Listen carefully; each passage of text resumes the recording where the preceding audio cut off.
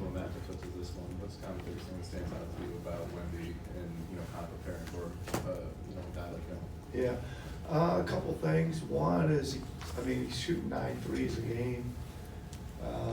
Continues to go deeper and deeper. It seems like teams press up on him and he steps back, and then they let him shoot them again, further. I don't think he's got incredible range.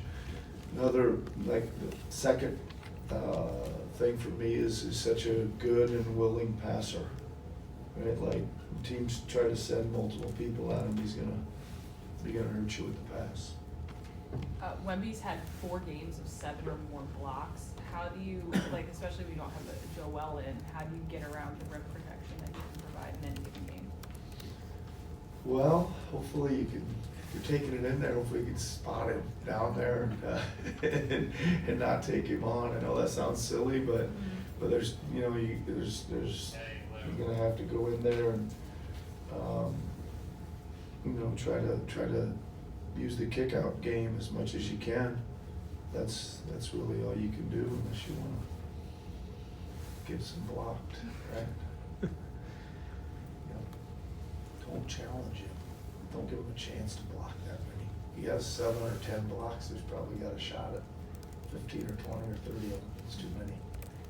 Obviously, there's a lot of discussion about Joel and Wemby being like the headliners of this game, but in terms of it being a measuring stick for the rest of the guys on your team and how you can play as a team, what do you want to see in this matchup?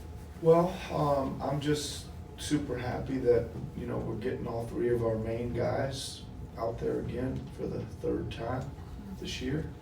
That to me is like what we need to see and where we need to see what it looks like. That is like my main focus in the game. Obviously, Joel and Wemby deserve to be the headliners without a doubt. But I'm just want to see the Sixers with those 3 guys going and see if we can make some progress with that. Nick, this is obviously the same team that Joel scored 70 against last season, and it's about almost a year to the day of that. What do you remember most about that night? Well, I just remember it seemed like it happened pretty fast, like the back half of it. I don't know. I guess kind of remember looking up and I was like, oh, he's got 36. All of a sudden it was like, whoa, he's like in the 50s. Like, what happened there? That happened really fast, right? And it just kind of kept on going. I guess when you're scoring 70, probably in 30-something to 35 minutes, it does happen fast. But certainly a super interesting night for the people that were here to witness it. That's for sure. Harrison Barnes and Chris Paul have been a huge addition to them in terms of leadership and just what they can do with those young guys. In your experience, what does that do when you get a veteran like that plugged into a young team? Yeah, I really like what they've done, right, with the team. You add Chris Paul, who can really run the show, and he's a real winner, right? His teams that he plays on win a lot of games, man, a lot. Just proven in his career, but those are facts, right? Harrison Barnes, another veteran, provides a little bit of driving, a lot of spacing and some shooting, but those guys have been through a lot of games and some wars, and then there's just tons of young athletes around them as well that play super hard with lots of energy, so it's a really nice mix. I think if you have all the young guys and none of the vets, and you kind of just out there getting experience and running up and down, but obviously Chris organizes them, Harrison brings them some stability. Both those guys do it at both ends of the floor, Chris especially at the offensive end. What do you think Gershon Yabusele brings to the team? Listen, he's been really solid. Safe pair of hands on offense, doesn't make many mistakes. Has done a decent job spreading the floor and knocking in threes. Got a little post game, got a little drive and roll game, gets explosive at times, as we saw the other night. Knows how to play. Been really solid for us, yeah.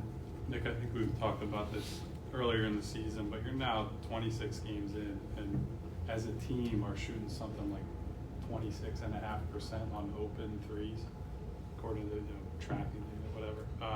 Is that high? No, I'm just kidding. But to that point, right? Like Kidding, early in the just kidding. season, you probably look at it as that's an anomaly, right? That Yeah. just a standard NBA team is going to make more open threes than that. But now that we're this far in, I guess what do you think is the root cause of that, and how do you kind of pull out of that?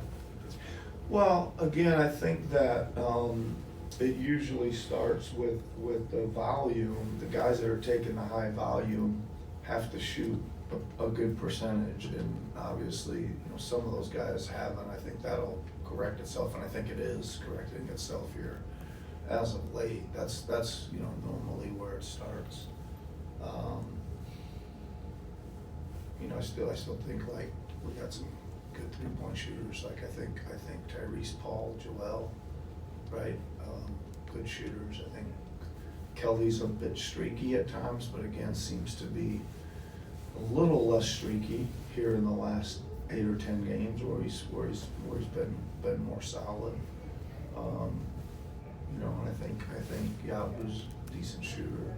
KJ's putting some in. We really need Caleb Martin to get back in kind of the swing of where he normally would be as well, which I think he will. He just physically hasn't been great for a lot of games. And I think he's getting got over some of that by this little rest period he has here. But your high volume guys got to shoot a good percentage to carry that number up.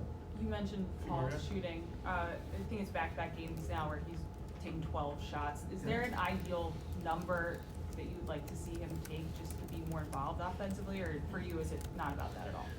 No, I mean I think 12's just a little on the low side, but I don't think we're a million miles away from that. I think his first few games where he was getting in the 15 range, 15, 16 range is a pretty good number. Like, he again had some of those early, and we're like, geez, man, those are 15 pretty good looks, and 10 of them were like 8 or 9 of them were like really good looks, and we count, so I don't think we get too,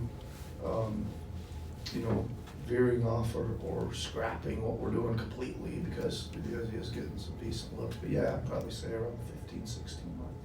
I guess building off of that, are you generally satisfied with like the types of shots he's getting, like whatever the mix is between pull-ups and catch and shoot? Yeah, I mean, listen, some nights we're really satisfied, and some nights it's not as good, right? There's, it's going to happen, I think, with everybody, right? Some nights Tyrese is getting great looks, and some nights he's, Joel, everybody gets different ones. I think it's depending on who you're playing a little bit, how they're scheming a little bit, whatever.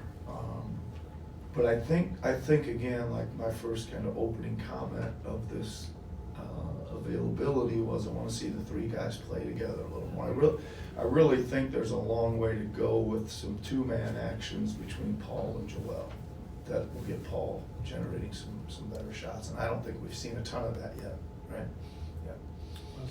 Yeah, just along those lines, like kind of a 30,000 feet view, you've only had them together 2 games. You had a terrible start. You're only a game and a half out of the play-in.